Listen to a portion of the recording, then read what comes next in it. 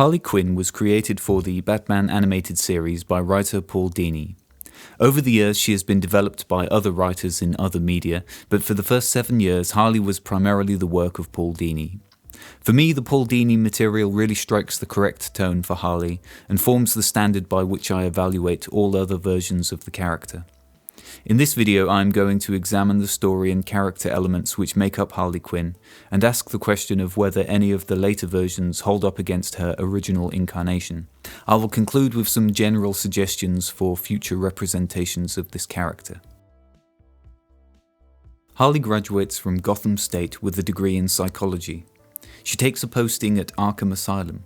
She seems to want to make her mark by writing a book about one of the notorious criminals held there.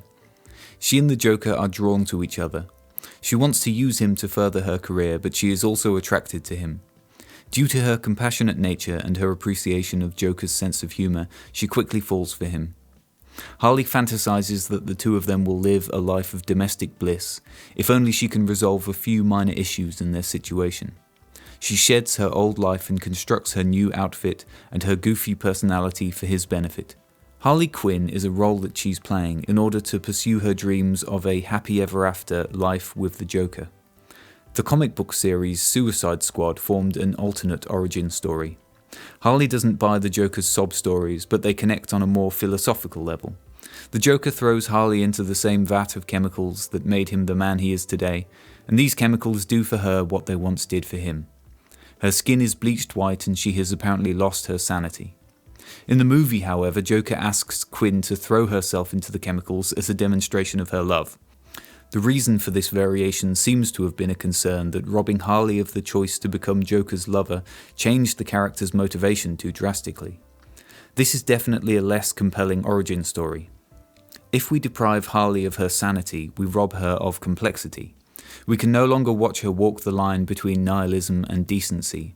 An unhinged Harley can do pretty much anything the writers want her to do, because hey, she's insane. There are no longer any rules governing what she can't do. She's crazy enough to do anything they might write. I don't think the movie version where Harley chooses to throw herself into the chemicals is an improvement. The Joker doesn't provide a sound argument for why Harley should throw herself in. To what degree are we supposed to identify with a character who submits to a senseless request from the lips of a lunatic? If Joker throws Harley into the chemicals, that robs her of her agency. But if she is stupid enough to throw herself in without a coherent reason, then she doesn't appear to have much agency to begin with. How can we possibly identify with someone who is supposed to be a trained psychiatric professional, yet who behaves so idiotically and inexplicably? Harley has to fall in love with the Joker. The manner in which the Joker is presented is important if we are to find Harley's motivation relatable. In all 3 versions of Mad Love, the Joker's primary method for gaining emotional leverage over Harley is to describe a history of abuse. He plays on her compassion. She describes him as a tortured soul or a lost, injured child. Harleen places far more emphasis on the underlying sexual tension. I'm struck by the appearance of this Joker. He bears the classic visual ingredients: green hair, pale skin, pointy features, a scrawny physique. But also note the hollow cheeks, the square jaw, the moist hair that hangs across his brow, the well-defined muscles. This looks like the Joker, yet it also looks like an image that a teenage girl might hang on her wall. It seems obvious that the artist has opted to depict the Joker in such a way that he is recognizable, but also looks like a very attractive man. This makes sense to me because the story is fundamentally a tale about a woman falling for a psychopath against her better judgment. Making him physically attractive doesn't harm the identity of this iconic character, and it also makes Harley's journey more understandable. The Suicide Squad comics take a different approach. The Joker makes no attempt to appear wounded, sensitive, or charming. All he does is argue that it can be a liberating experience to stop caring about rules. In literally every scene between them, he wears the same unambiguously sinister grin. I find this version vastly less convincing. To be seduced by a charming, handsome man with a relatable backstory provides a much more compelling motivation than some lazy spiel about anarchy from the mouth of an evil clown. The inferiority of this version is self-evident. The movie follows this version. As well as dropping Harley into chemicals, it makes no effort to make the Joker appealing, seductive, or relatable. The Joker is presented without eyebrows, with steel-capped teeth and the word damaged tattooed rather unimaginatively on his forehead. He speaks with the inflections of a pantomime villain. He flashes the same evil grin from the comic. The undeniably beautiful Margot Robbie supposedly falls head over heels in love with this obviously psychotic, hideous man. Even after torture, she is still desperate to win his affection. Which part of this story is supposed to be believable? In Paul Dini's version, when Harley decides to bust Joker out of Arkham, she goes to a costume store to pick out an appropriate outfit. She says, "I wanted to make a statement, one that would let the world know I was his and his alone." She tries on 3 clown outfits and settles on her now iconic black and red bodysuit. The Suicide Squad comics gave her a new, more revealing outfit. Amanda Connor's Harley wears a similar outfit. This version of Harley wears various outfits, but they generally tend to be a variation on the theme established by the Suicide Squad. Harley's original outfit was picked out to show her devotion to the Joker. In later series, when she is no longer the Joker's sidekick, she wears this outfit. The pilot episode of her 2019 series starts with Harley wearing her classic outfit and being mistreated by the Joker. She decides to leave him and says she'll show the world that she's more than just Joker's girlfriend. In the following scene, she wears her modern outfit and stands up to the Joker. In Harley Loves Joker, she has an argument with her conscience about her relationship with Joker.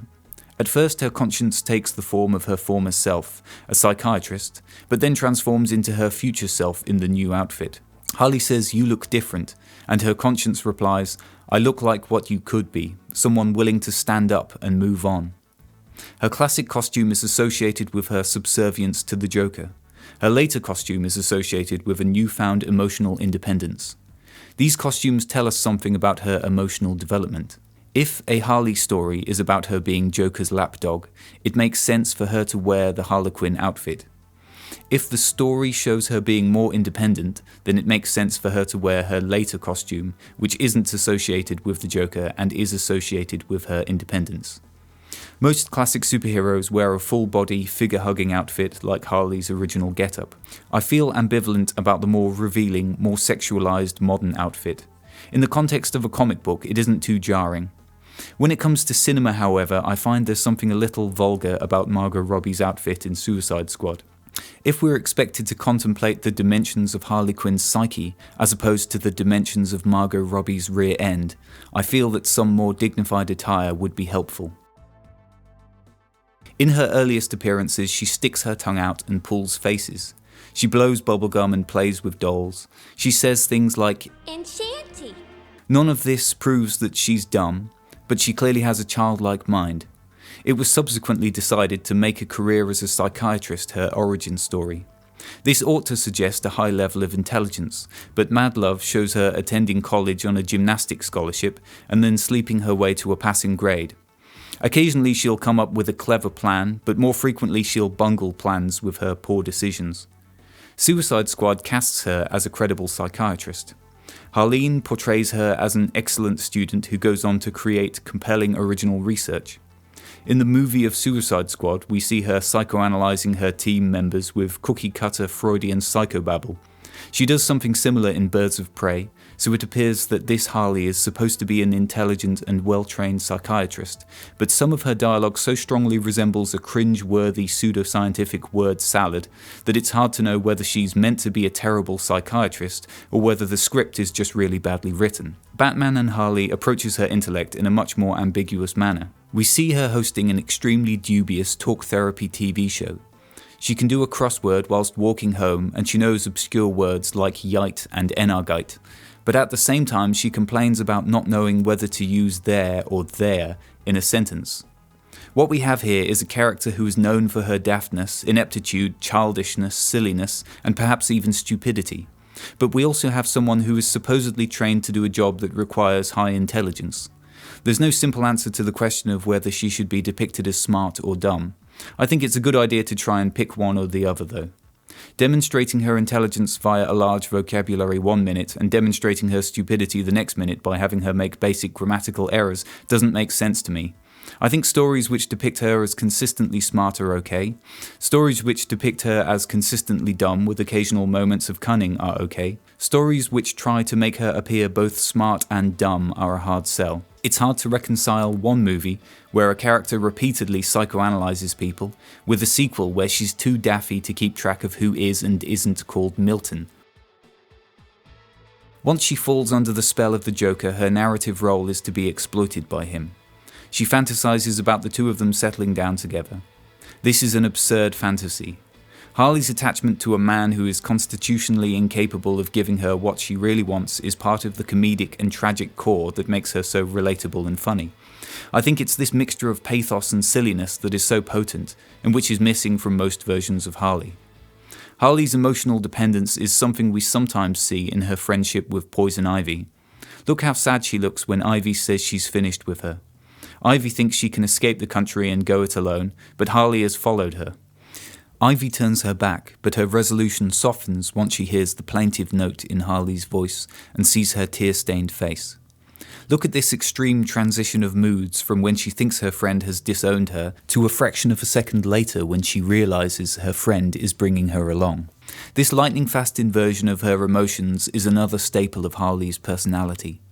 We see the same thing in this comic where she's about to take her revenge on Joker until he simply says, "Would it help if I said I was sorry?"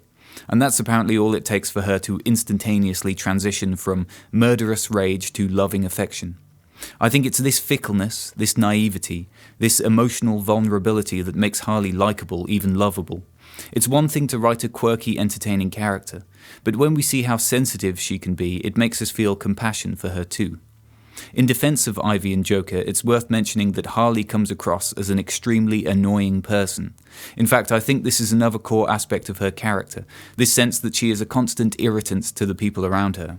When she's not screwing up other people's plans, she's needy, she's constantly seeking attention, she's singing songs in a gratingly ebullient manner, trying to be playful with people who are not in the mood, or becoming upset about trivial issues. Perhaps the audience is supposed to find her slightly annoying, although that shouldn't give the writers free rein to write an obnoxious character who is defined by unfettered wackiness. Being annoying is a central aspect of this character. Being painfully unfunny is not. Here is a brief compilation of awful lines written for Margot Robbie. Something tells me a whole lot of people are about to die. Love your perfume. What is that? The scent of death? Ooh! Aren't you glad you wore it off? Sexy and bulletproof. Hey guys, sorry I'm late. Had to go number 2. Good to know. I am walking back and forth. It's like angels are splooching all over us. While we're at it, let's highlight a few lamentable attempts at comedic writing from Amanda Connor's work. Mommy has to bash someone's brains out. Who's my bloodthirsty whittle babies? Harley gains an edge over a rival roller derby team by mowing them down in a car. Harley tries to drown some people by pushing them off a pier, but rather implausibly fails to notice that there's no water below the pier. Harley attends a burlesque show where she inexplicably believes that an onstage attack is real and not part of the performance. She named her mallet Beatrice. Harley executes an old man in a coma by making his arteries explode. I think the inmates are revolting. What? They're not revolting, they're cute. Reach back there and grab the biggest one. That's what she said. Someone says, "Any last words?" and Harley says the longest word in the English language. The funny moments from her classic comics are all character comedy moments. They explore a funny relationship. It's funny that she's so gullible, so quick to forgive, so annoying. They operate on the interplay between her and another character. There's a funny relationship or a funny personality quirk that has been carefully worked out in advance. The humour in these Margot Robbie clips is much simpler. In all of them, the gag seems to be nothing more than she's a wacky character, so here she is, doing and saying wacky stuff. There's no aspect of her personality other than a kind of screwball quality, and there's certainly no way in which she's interacting with others. She's not infuriating this person or being fooled by that person. The other characters are merely being subjected to her crazy dialogue. I think the bottom line is that these are just lazy, plot-driven screenplays where the comedic elements are an afterthought. No one is thinking about ways to make her character or her interactions with others more entertaining. It's more like they have a plot and an obligation to squeeze a few gags into that plot somewhere, and what we have left over is these scraps of half jokes. We see Harley flirting with the Joker, but there is often a distinctly kinky edge to their flirtation, like in this bizarre scene where she bakes herself into a pie. There are also notable occasions where she becomes excited by other men. Here we see her leering at a room full of stuntmen. In this comic, she picks up a random guy at the beach and takes him home with her. In both these scenes, it's worth comparing Harley with Poison Ivy, who is completely uninterested in these men. In this scene, she leaps at the opportunity to go to an island purely on the basis that it's called Hedonica and there are men there. In this scene, she has Nightwing tied to a bed for entirely valid plot reasons, but she spontaneously decides that she might as well sleep with him while he's there. She also knows how to use her sexuality as a means to an end. In this scene, a mobster asks her why he shouldn't kill her right now, and she simply kisses him, and that seems to do the trick.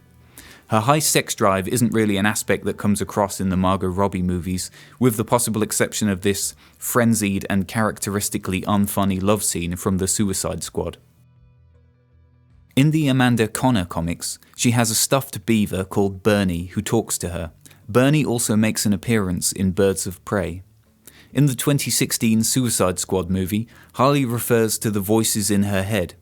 The final page of Harleen suggests that there has been some kind of dramatic break in her psyche, and that her old self is locked inside, trying to get out. In Harley Loves Joker, Harley is psychoanalyzed by her old self in a few dream or daydream sequences. These last two examples are perhaps more suggestive of a person battling with their conscience than a person demonstrating schizophrenic tendencies. The pilot episode of her TV series features a scene very similar to the one from Harley Loves Joker, in which she is psychoanalyzed by a photograph of her former self. It appears that some degree of schizophrenia or a divided personality is an implicit but not necessarily explicit aspect of her character.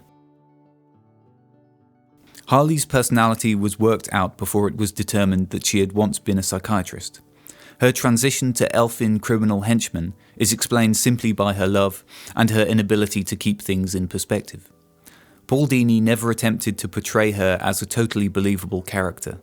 His version of her story is an absurd fairy tale, a melodrama mined for its comedic possibilities. I find his version as entertaining as it is emotionally engaging. It never feels like a story that suffers from a lack of realism. The Suicide Squad relies on a sophomoric philosophy and a vat full of chemicals to explain Harley's transition. This version is vastly less interesting, less entertaining and less believable than her original backstory. Why anyone felt it merited publication is something of a mystery to me. Harleen attempts a more prolonged and earnest effort at explaining her metamorphosis. I think this version takes her story too seriously. Harley Quinn is a mirage. The closer you look at her story, the more you realise how flimsy it is. Superhero stories can be realistic and believable, but Harley's origin is simply not one of those stories, and it was never meant to be. Harleen wastes our time by making psychological plausibility the central purpose of an inherently implausible narrative. Harley's main ability is her gymnastic prowess. In her earliest appearances, there is a clear emphasis on her ability to perform flips and flying kicks. Sometimes she does a cartwheel just to move from one spot to another. Her gymnastic tendencies are most conspicuous in the Carl Kessel comics. She seems to be poised in midair in a lot of these frames, often for no reason at all. In later Harley stories, the emphasis seems to pivot towards her mundane capability as a swinger of bats and mallets. In Batman Harley Quinn, Harley is given a concoction which gives her immunity to toxins and increased strength and agility. Later, we see that Joker can't land a punch on Harley, and she is also immune to his venom. She stops a punch from Batman, but he still throws her to the ground. From this I infer that she's more agile than a person without supernatural enhancements, but that her strength is merely equivalent to a well-built adult male. In the resources I've reviewed, I'm not aware of any story that establishes any special abilities or training beyond what I've mentioned here. Suicide Squad shows Harley doing something vaguely gymnastic in her cell, though nothing that would suggest an abnormal level of ability. She does a few fancy flips and things in fight scenes, but mostly she just wails on rock monsters with a bat. I think this movie does an okay job of accurately demonstrating her abilities. Of her 3 cinematic appearances, Birds of Prey probably does the best job of comprehensively presenting Harley's abilities. She demonstrates a certain acrobatic competence, but nothing superhuman. She beats up a lot of tough guys, but she tends to be wielding some kind of weapon when she does so it's not too implausible. It also establishes her interest in roller derby and showcases her roller skating prowess in a sequence which might be the only genuinely entertaining sequence in this entire film series. All in all, it does a good job of showing us what she can do, while still remaining fairly realistic. The Suicide Squad takes a rather different approach. This action sequence is utterly uninterested in realism. Harley lifts herself and this burly fellow off the ground using just her own upper body strength. I don't see any reason why the audience should assume that she's capable of this. Next, she kills 17 guys with 17 bullets in about 16 seconds. Every one of these soldiers has apparently been taught that the way to take a room with an armed hostile is to run directly at them and not attempt to fire a single shot. Harley is spinning round for the majority of these one-shot kills. She doesn't even look at the last 2. Several of those one-shot kills were guys wearing what looks like bulletproof gear. Every shot must have been a kill shot, because if any of these 17 guys was merely wounded, you would expect them to fire a shot or 2 at her after getting hit. It's never established that Harley has received any training or has any background that would enable her to do this. There's no reason why no one manages to shoot her in this portion of the sequence. Surely it would make sense to cast a talented comedy actor in this role. How about Alison Brie? My all-time dream casting choice for Harley would have to be Brittany Murphy. If Harley is supposed to be a funny character, then it seems an odd choice to cast an actress who clearly has no knack for comedy acting. I've never seen her be funny in anything. Her personality doesn't even seem to be a good fit. She's so well-bred, level-headed, so normal. Some actresses demonstrate a chaotic Harley-esque quality in their interviews. Robbie simply doesn't have that side to her. She's not eccentric, she's not charismatic, she's just a very ordinary person with extraordinarily good genes. The telling moment for me is when we see her do this expression, this mischievous pixie-ish grin. Anytime she does this, I always think, I don't believe you. There's just nothing especially mischievous in Margot Robbie's personality. To give Margot Robbie some credit, one of the core components of Harley is her agility, and Margot has always struck me as being gifted when it comes to the more physically demanding aspects of her roles. My main takeaway from all of this is that Harley Quinn is a silly character with a silly backstory, and it is an error to take her too seriously. You shouldn't aim to mould her into a completely believable character, because you're never going to reach that point. Having said all of that, realism and plausibility have a tendency to enhance an audience's immersion in a narrative, and there are ways to make Harley more human and relatable. Here are a few guidelines we can follow to make this character more believable without getting swept away in the pursuit of a realism that can never be attained. 1. Try to figure out exactly how intelligent she is supposed to be and make her actions and backstory consistent with whatever you decide. 2.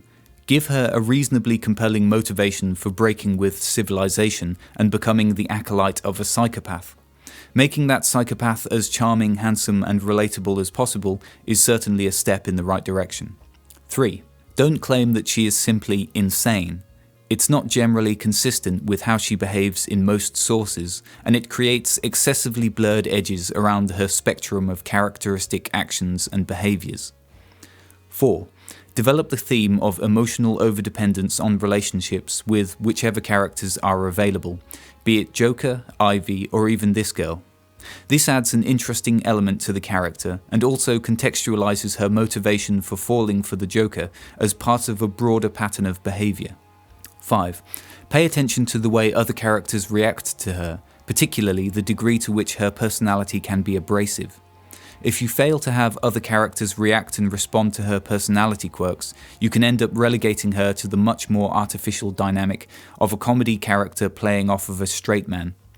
6. Throw in any other character details that seem worth including. This doesn't necessarily make her more believable in any specific way, but simply fleshes out the character and makes her more three-dimensional. These details may include her high sex drive, some schizophrenic tendencies, her rarely mentioned Jewish heritage, her father's criminal record, her hobbies. 7. Try to establish exactly what her abilities are and make sure her actions are consistent with whatever you establish. Some modest prowess relating to combat and gymnastics are her most well-established abilities. 8. If you are making a screen adaptation, resist the temptation to simply cast the hot new Hollywood star. Actors tend to give their best performances when playing to their strengths, so find someone who naturally embodies the key traits of Harley's personality. If you expect the actress to do comedy, then consider hiring someone who specializes in comedy performances. Batman the Animated Series created this character. She's not in many episodes though, and she's often more of a side character. The animation and acting are great, and the writing is often surprisingly strong, not to mention genuinely funny. The quality can vary from episode to episode, and there are some duds. I give this series 4 out of 5.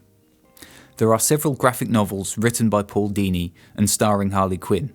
The writing here is generally a bit stronger than in the episodes. As with the episodes, there are a surprising number of genuinely funny moments. The masterpiece of the bunch is Mad Love, but I also love Harley and Ivy, and this comic, Batman Harley Quinn, is very good too.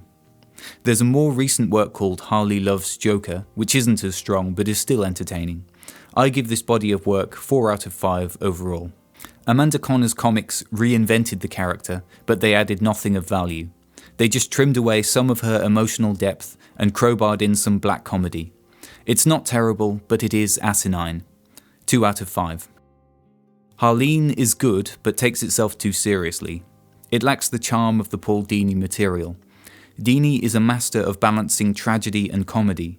Harleen is well made, but doesn't give a sense of balancing different tones, so the reading experience is comparatively unremarkable. An admirable failure. 3 out of 5. The TV series is just a second-rate piece of sitcom writing, and you'll be lucky to laugh more than once per episode. 2 out of 5. Batman and Harley Quinn is enormously underrated. This film captures the classic Harley Quinn character to a T, and I think it's the funniest of all the Harley Quinn material out there. 5 out of 5. Suicide Squad the movie is probably the lowest quality resource that I viewed for this video. It's an ineptly made movie, and I find it hard to believe that anyone actually enjoyed watching it. 1 out of 5. Birds of Prey is a poor movie, but it's not in the same league of badness as Suicide Squad. I'm not a fan of action movies generally, but I think the action here is definitely above average. 2 out of 5. The Suicide Squad is objectively the best made of these 3 films, but it still doesn't quite manage to be either funny or even half decent. 2 out of 5.